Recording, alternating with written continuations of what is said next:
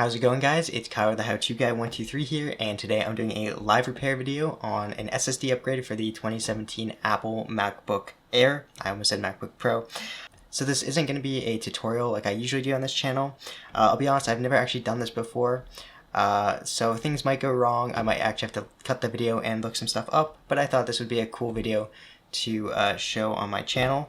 So anyways, this is my sister's MacBook Air, and it has a 128 gig SSD inside. However, it's currently running macOS High Sierra, and she wants to update to macOS Big Sur or even any macOS, and it won't actually let her because she doesn't have enough space. She has a lot of, she has the whole Adobe Creative Cloud suite on there and a bunch of files, and her SSD is full, and she can't update to a later version of macOS.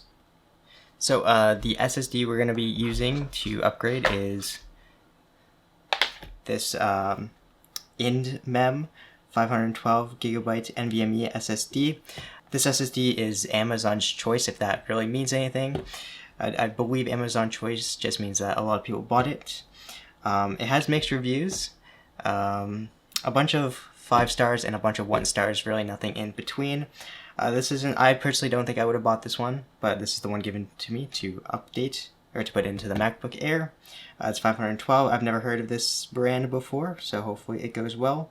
We'll take a speed test between the original drive and this drive once everything's installed. You can also, I did look it up, you can use so this is so the MacBook Air, I'm not sure if you guys can see, has a proprietary SSD, and you can see the notches in the middle, rather than a standard NVMe drive that you'd see in like a PC, which has one, I believe, on the right side of the drive, just a 1M notch on the right side of the drive. However, I believe you can get an adapter to put an M.2, to put just a standard M.2 NVMe drive in any MacBook Air or any Mac that has this type of SSD. This one cost $135 Canadian, and I believe using a standard, NVMe SSD with an adapter, I believe would cost the same amount at 512 gig standard NVMe drive. With an adapter would also cost 135 Canadian dollars.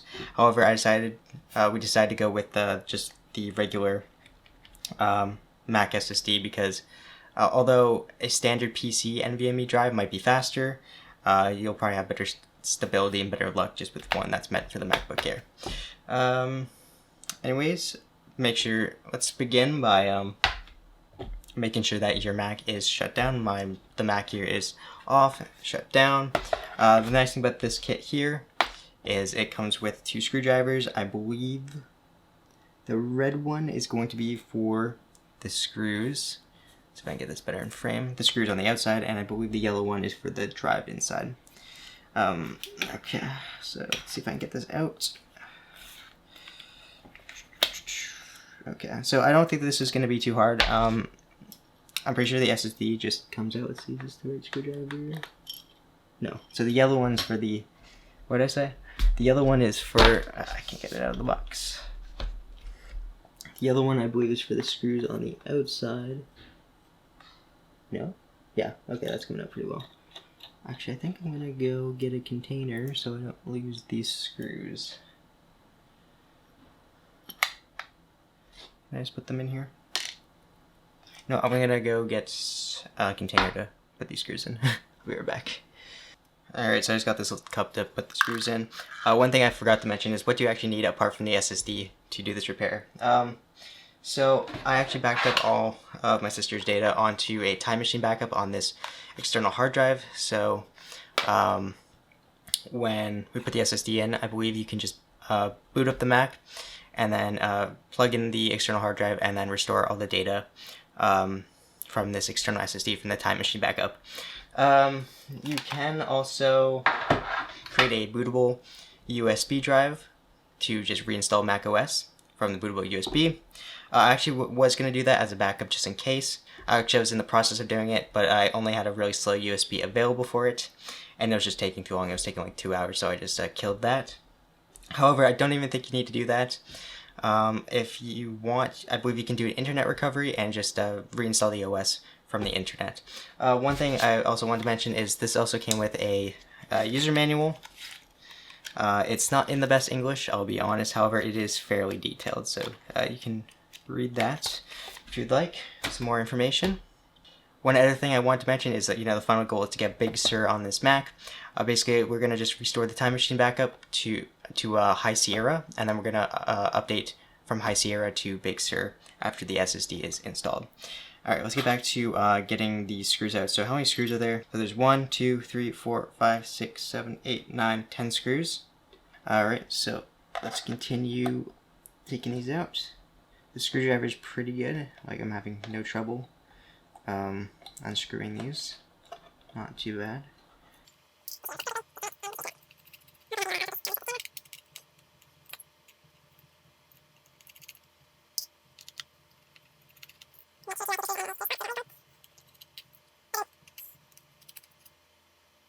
I just wanted to point out that I'm noticing these screws towards the back of the Mac are actually longer than the ones around the sides of the Mac. So just keep that in mind when we're in the cover back.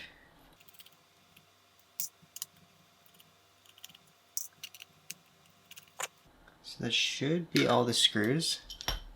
How easy does this come off now? How very easy. I believe that there are going to be any connections.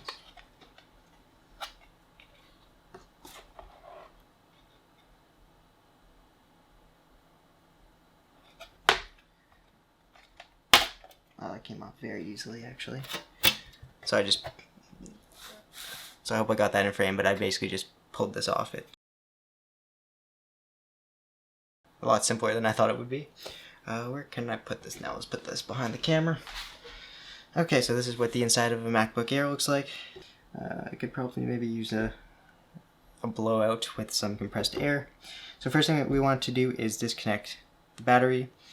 So I believe, I'm pretty sure, we just need to pull this tab out. See if I can zoom out. So that my lighting might not be the best, but we just basically need to pull that out. So just wiggle that out. And there we go. That should be the battery disconnected. One thing we might want to do, I know it's probably not a bad idea to do, is to flip the Mac over, open it up, and maybe hold the power button for like 10 seconds just to discharge any electricity that might be running through the circuits. I know I was actually upgrading my cousin's computer a few weeks ago, and it was a desktop, but if we didn't do this, like if you unplug the power supply from the wall and then shut down the switch on the back of the power supply and you press the power button, it would actually still turn on and there was still electricity running through like the motherboard and stuff. It's always good to hold the power button for a few seconds just to discharge any electricity. Alright, so this is the SSD here. I'll zoom in for it. I'll zoom in so you guys can see it. Everything's black, so it's kind of hard to see everything. So it should be as simple as taking the red screwdriver. I don't actually know what this is called if you didn't buy the kit, what this type of screwdriver. I think it's called a torque, and I don't know what size. I'll look it up and put it on the screen just so you guys know. So if you wanted to just buy the screwdriver separately. So we just need to take this screw out at the back of the SSD. Just one. Basically this repair is the same as like any other laptop or PC, and the drive should just pop up like that and just slides out. Just like that. So this is our 128 original Apple drive. We'll put that to the side, and now I guess we can just simply slide in our new IndMem drive. So this is 512 gigs. I don't believe there's an upper limit on the size that this drive can be. Like, I believe if you want to, you can put a 1 terabyte drive in. So it just slides in, line the notch up with the black notch on the, or black marker on the socket. It's not fitting. Okay, I just didn't push it in far enough. That could have been bad. Perfect, so we now just hold the SSD down. Put the screw back.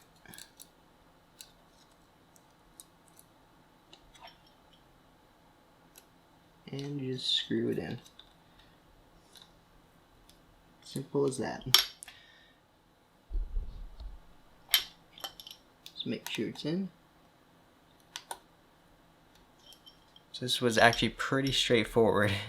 Unfortunately, Apple doesn't really make upgradable SSDs on their new models. I believe this is one of the final ones. I think the 2018 MacBook Pros had a removable drive. I'm not sure.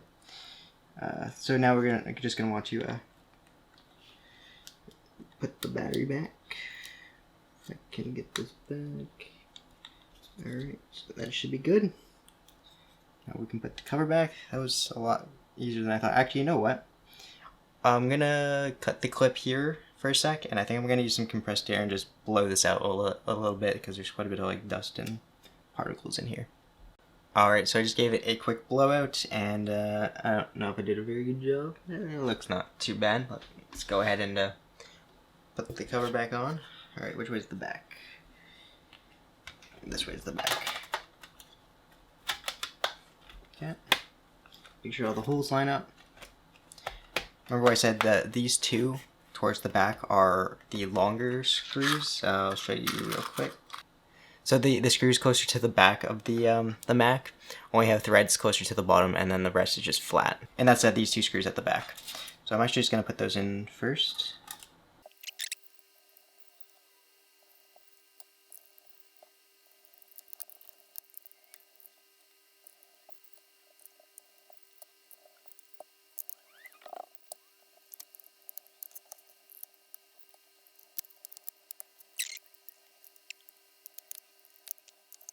Alright, so all the screws are now back in place.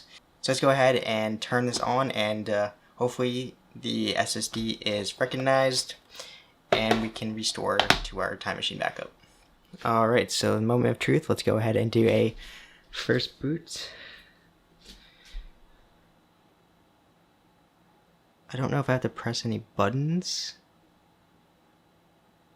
or anything.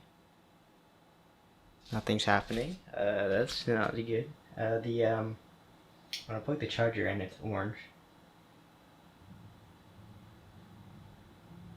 Okay. Oh, actually, it was on. The screen was on. Just no picture.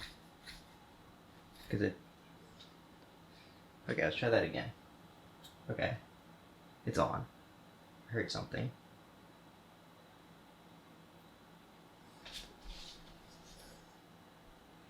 Okay, screen's loaded up. Let's see if anything loads.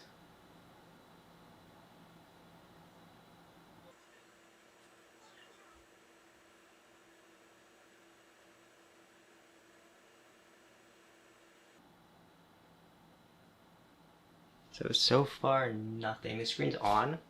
Okay, there we go. So we get a cannot find disk pop up. Maybe if I mean, it's blank. I believe it might have not been a bad idea to have that bootable Mac USB. Let's go ahead, and I'm actually gonna do some research real quick. I'm gonna plug in our time machine backup. I believe I just need to plug this in and press the option key. And let's see. It works. Okay, actually just plug this in. The drive is blinking. Okay, the Apple logo is appearing. This is why this isn't a tutorial, because I don't actually know what I'm doing.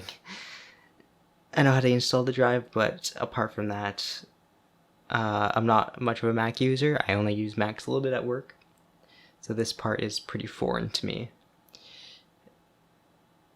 Let's see if something happens. Okay, our time machine backup drive is blinking. Let's see if it actually loads anything. If not, I'll probably just turn it off. And I think I need to press the option key. Okay, so now it's booting.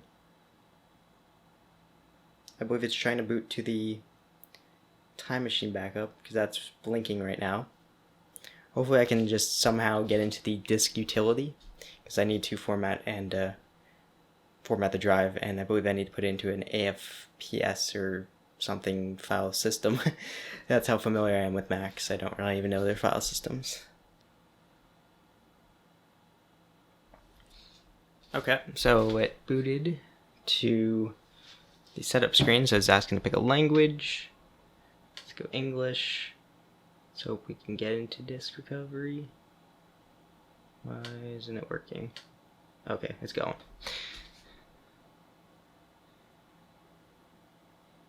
I think I accidentally just put French. Okay, no, we're good. Okay, good. So now we have options to the macOS utilities. Let's go to the disk utility. Continue. So what I'm pretty sure is going on here is that this macOS recovery options is part of the Time Machine backup. Okay, so that's pretty good. You can see our IND mem SSD DMP GN3N 512 gigabyte SSD. So let's go ahead and click on that. So you can see here it does read our all 512 gigabytes, which is good. So I'm going to go to erase. We'll just call this Mac. Let's see, what do I want to call it? Mac OS SSD. Sure. Under format, I'm going to do APFS encrypted because I believe that's what the last drive was, and I'm just going to put in a password and choose and then erase. Alright, so now it's just formatting our SSD. It's a good sign that it is detected in the MacBook Air. Okay, it's done erasing. Let's go ahead and click on done. Let's go ahead. I believe we can exit out of this now. And let's restore from a Time Machine backup. Continue. Continue. There's our Time Machine backup that I made earlier. Let's go ahead and click on it and continue. June 19, 2021 at 4:36 p.m. That's correct. And let's continue. Our new destination is our Mac OS SSD, 512 gigs. And restore. And yes, we want to erase the disk. There's nothing on it. Now it's going to go ahead and restore our Time Machine backup. And I'll be back once that is finished. And then hopefully we can finally update this MacBook Air to Big Sur. Alright, so the Time Machine backup has finished. It took about an hour. We're now back in macOS High Sierra. All of our data seems to be back in place. And I'm back here in Disk Utility, and you can see that macOS is now running on a 512 gigabyte SSD. And everything seems to be running okay. Let's go ahead and see if we can install macOS Big Sur now. Oh, one more thing is you can see here I am in High Sierra right now. So if we type in Big Sur, it's already in our applications. Alright, so macOS Big Sur, let's go ahead and click on continue. Give it a sec to load. Alright, let's accept the license agreement. Show all disks, we only have one disk, 512 gigabytes once again. Go ahead and click on, and then we have 453.61 gigabytes available. Hopefully that's plenty. Go ahead and click on, oh, we need to plug it in. I'm on 100% battery, but let's be safe here. So now it's going to go ahead and install macOS Big Sur, and once again I'll be back once it's successful, and then we'll do a final disk read and write speed test to see if our new SSD, or how the speeds compare between our new SSD and the original Apple SSD.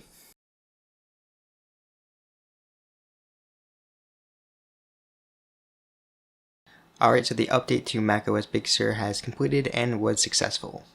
Alright, and just before we end off the video, let's go ahead and do a disk speed test. We'll compare the original Apple SSD to the in-mem SSD we just installed. So if I can remember correctly, I'll put the results of the original disk speed test of the original Apple SSD on screen now. I believe the write speeds were about 400 to 350 megabytes per second, and the write speeds stuck about 1,000 megabytes per second. So let's go ahead and test the new SSD. Oh wow, that suffered significantly. You can see it's sticking about 44.6 megabytes per second. Right, okay, there we go. I guess that was just the initial test. You can see now it's still quite a bit lower. Now, so 132. I believe it's testing this on a 5 gigabyte file. You can see It starts off slow and then it just speeds up later in the test. So the reads are faster, but the writes are about almost cut in half. You can definitely see at the beginning though. Each run it goes, it's like slow at the beginning, but then it goes up to about 129 to maybe like 200. So definitely the replacement SSD is definitely slower, but the trade-off is you get more space. Oh, you can see it just revved up there. Like at the beginning it starts off slow and it gets really fast, and then it kind of slows down a bit closer to the end. I definitely did notice that some applications and just the boot time were a little bit slow. Honestly, it's not like horrible or unusable, but there's definitely a bit of a slowdown in performance on the replacement SSD. Anyways, that pretty much brings us to the end of the video.